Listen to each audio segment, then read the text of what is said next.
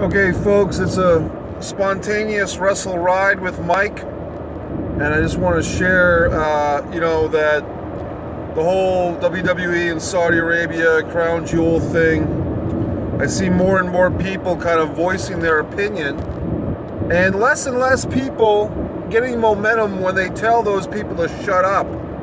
So there's definitely a swing, a shift, a cosmic shift in the conversation, the public discourse, if you would, about these WWE shows in Saudi Arabia, now that it's been revealed that most likely signs are leading that this Washington Post journalist was, whatever you want to call it, a murder, a bonesaw murder, an execution, a government hit, whatever you want to call it.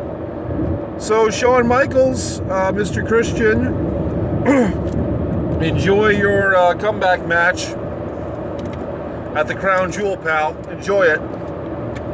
And don't think that you're a hypocrite and you're just doing this match for the money. Don't think that. But in any event, other people are kind of chiming in, and someone made a good point today on Twitter. I'll give them credit that all types of companies do all types of business in countries that may have different policies or do things that we don't like. We do things that other people don't like, that's for sure, as far as the United States. So who's to say what's what? Fair enough point. I think the difference is the emotional connection. When you're talking about gasoline, or you're talking about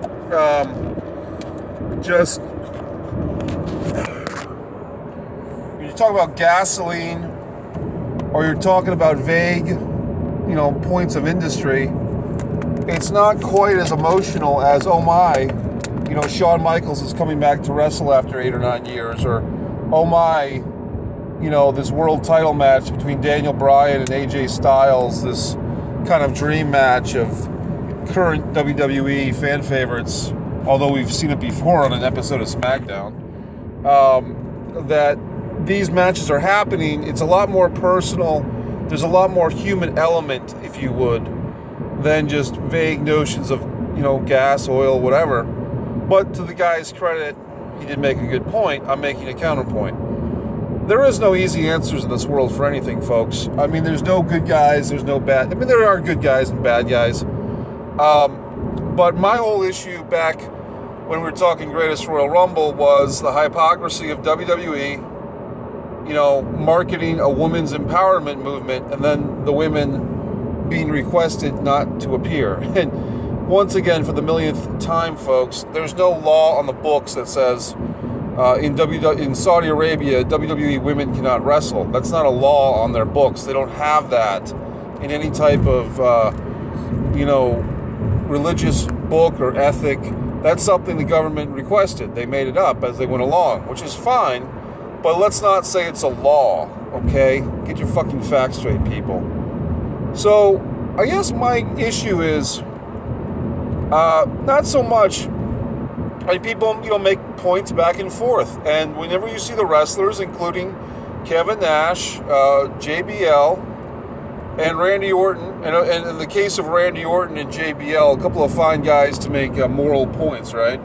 But whenever you see these guys making points, just take it with a fucking pound of salt, as people are smart enough to do, that these are guys that would love to wrestle, or in Randy Orton's case, already booked to wrestle on these shows. And if JBL's doing commentary, he gets a paycheck. If Big Sexy Cool, my scene partner in the Manor, if Kevin is going to get himself a paycheck, if they do the NWO reunion, or just him and Scott Hall, or just him on his own, he's a former champion, they're all having a nice paycheck coming to them. So when you have a horse in the race, so to speak, it's easy to kind of, take a stand that we should do the shows. You listen to JBL, and he's so well coiffed, and he's so well suited, so to speak, as that, pro stuff,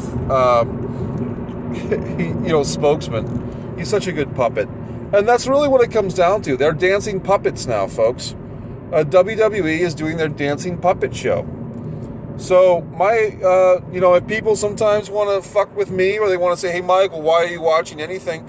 I'm just being honest. I have a WWE addiction. I would have preferred if the AWA or World Class or fucking WCW would have survived the territory days, but Vince Jr. didn't want that to happen and stabbed all his father's business associates in the back with a bloody knife of promotion. So we don't have those options anymore now, do we? Thanks, Vince Jr. So when it comes down to it, all that's left of that era is the WWE. That's all we have left. So whether I like it or not, which you can tell that I don't, that's all we really have left from that, 80s, 90s wrestling.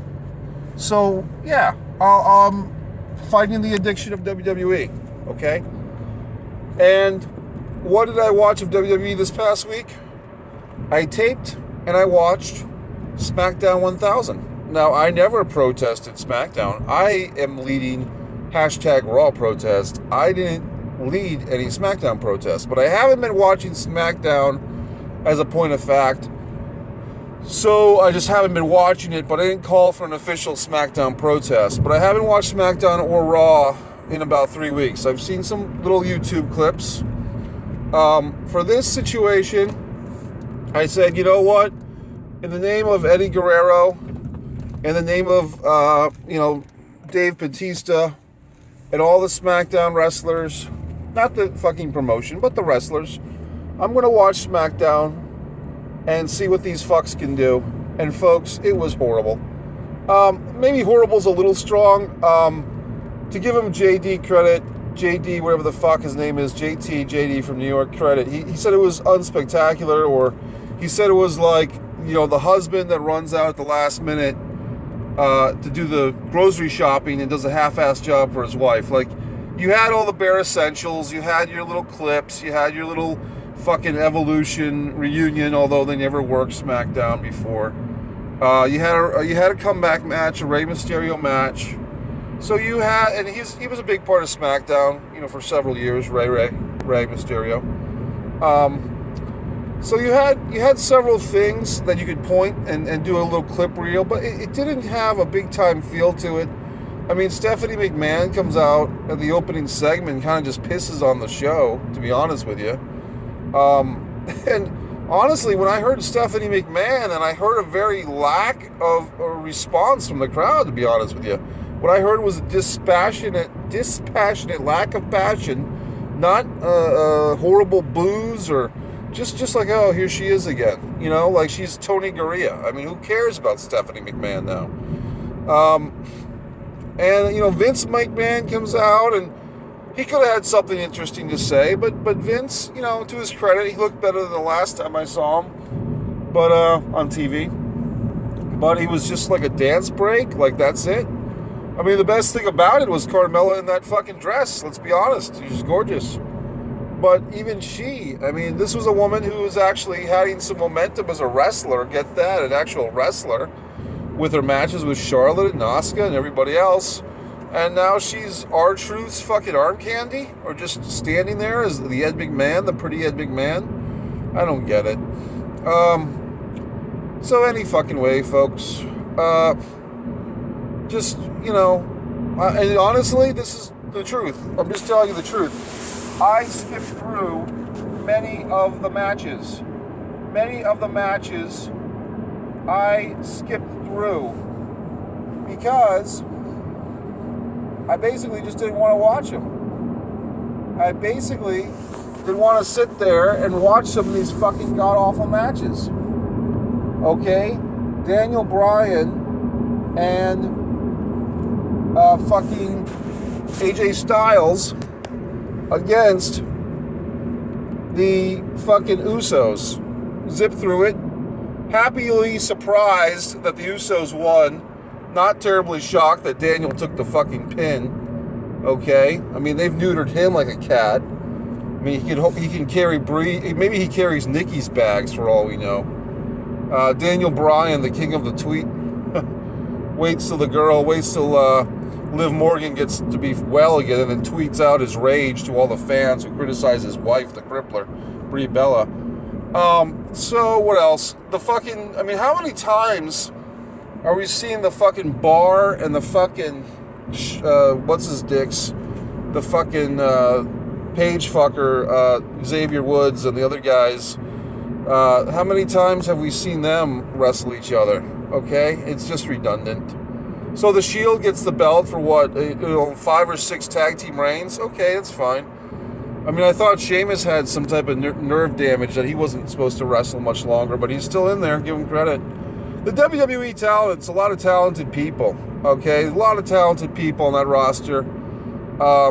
They try to, and maybe it's just a thing of just too goddamn much from one company. I mean, you've got 205 Live, you've got NXT, you've got SmackDown, you've got Raw. It's a lot of fucking shit to process. And maybe the WWE's thinking these days, if they do think, is we're just going to give you so much fucking content that we're going to break your fucking will and you're going to have to watch something. And we'll get you $10 a month, which is $120 a year. And back in the old days, that's about, 4 or 5 pay-per-views? Whatever, So if they get you $120 a year and, you're not complaining or you're not raw protesting, then they win. Then they got you. So in a sense, when people debate like I do about Raw ratings going down and other assholes say, well, cutting the cord, blah, blah, blah. Guess what, folks? It's like wrestling doesn't matter. WWE doesn't matter. And then you get to that whole fucking debate. I mean, I really don't know the scoop on this New Japan deal. I guess some of the talent or a lot of the top talents are unhappy with how they've been treated and so forth. I don't really know the details. So I'm sure other people do. You can fill in the comment section. Look, wrestling really should be a great thing. I mean, you should be able to turn on a fucking wrestling show and be entertained, and you should, I think it was Solomonster actually talking about how going to 3 hours was really a bad move in the long run, because although they got that nice payoff from countries, US and everywhere else that wanted 3 hours of content, it just kind of creates a filler situation, a filler mode for the shows. And you don't have that end of the show where you feel like you can't wait till the next week. And Solomonster, to his credit, did a really good job of describing that feeling of the wrestling fan in the late 90s. Can't wait to tune in for the next week to see what happens on Raw. And then, of course, Nitro was part of that. So all I can say, folks, is if you're still watching Raw, if you're one of the people, then that's fine. I don't know what else to say. I mean, my buddy Joe Cronin does good Raw review shows, but I tune on his show, and it's really just Joe and Jeff, I think, is his co-host, nice guy, or Matt. I get the names mixed up. But they just sound so sad and depressed. And I just hate for people, and look, folks, tonight I was at the theater, and there's a Game 5 of the Red Sox going on. And yeah, I mean, I like to be watching the Game 5, but I'm in a situation where I kind of have to see this theater show. You can't be in 2 places at once, and you pick your fucking spots. At the end of the day, when we die, if there was a analytical breakdown of our lives, and they said, okay, Frank, you watched 5 million episodes of pro wrestling in your life, 5 million hours. And Joey, you watched 3 million. And Lamont, you watched 2.5 million hours of wrestling. I'm not pissing on wrestling because I've watched probably more than anybody watching this, but the point of the matter is this, folks. Does it do anything for us? Does it make our lives better? Are we enriched? I'll say this, to cross some T's and dot some I's. I was in the middle of watching that fucking All In show, right? And I did my review of the halfway point of the fucking show. And then I get to the fucking Kenny Omega versus what's his dick match. The luchador with the fucking the fucking nails that he puts in fucking baseball guy's face or whatever the fuck. The nail wrestler, the luchador. And I just kind of say, oh yeah, here's Kenny. Here's Kenny Omega.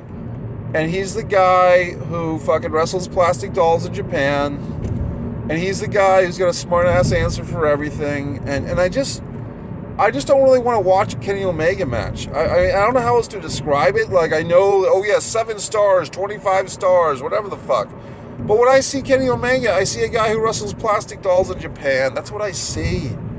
You know, and I know the answer to that. I know the response, the knee-jerk response from anyone who likes Kenny Omega or his fucking matches is, oh yeah, but that was a one-time deal and he wrestled for DDT and that's what they do, blah, blah, blah. I get it. I just don't care. I mean, these wrestlers, they really have ruined it for me. The wrestlers have cannibalized the sport. Vince McMahon, you know, whatever fucking table scraps he left of the ethics of professional wrestling, you know, these guys have taken great care to fucking cannibalize those crumbs.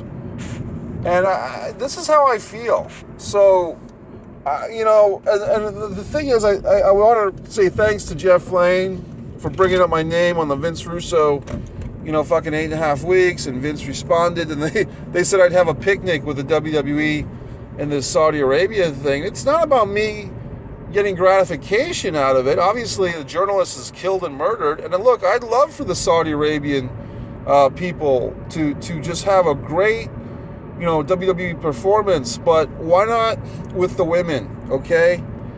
So, and Sami Zayn, and yeah, look, man, if anyone wanted world peace in this goddamn world, it's me. But, you know, you pick your fucking spots, folks. So, this is a long wrestle fucking ride. I hope you learned something. Maybe I did, maybe I didn't tell you something new. And, you know, to the guys, you know, generating heat with JG and Cole Sharf, and people have been wondering, and even the foreign object, you know, with producer Wacko Bob, you know, where's Mike been? I'm still here, man. It's just, honestly, it's hard for me to have new things to say about, quote, the current product, quote, when I'm not watching the fucking current product as much. I mean, I'll tell you about some of these world-class DVDs from 1982 I've been watching, or I'll talk about Starrcade 85, Cole. You know, we're going to get around to watching that. And I'd love to tell some old school wrestling stories, but the stuff these days that's going on, I don't know what the fuck to say. You know, I mean, I'm listening to 83 Weeks and Bischoff and his insights, and it's fun. And Conrad Thompson's coming to Boston on Sunday. I'll be there to see Conrad and Bruce up in Boston. I'll be there for that. So forth and so on, so forth and so on. But look, man, I've been around the block. I mean, I was at fucking Barely Legal, ECW. You know what I mean? So I guess what I would just wrap up in these last 28 seconds is, to all the WWE or wrestling fans in general, you know, young guys, it's mostly, and women too. More women are watching, which is great. But you have to think, unless you're going to make money in the pro wrestling business, how much money of yours do you want to spend on it? You know, how much money, time, effort, energy, eyeball, power do you want to put into these wrestling companies when we're seeing the lack of ethics and morality displayed by the wrestlers and the promoters? MikeMessier.com. Just think about it.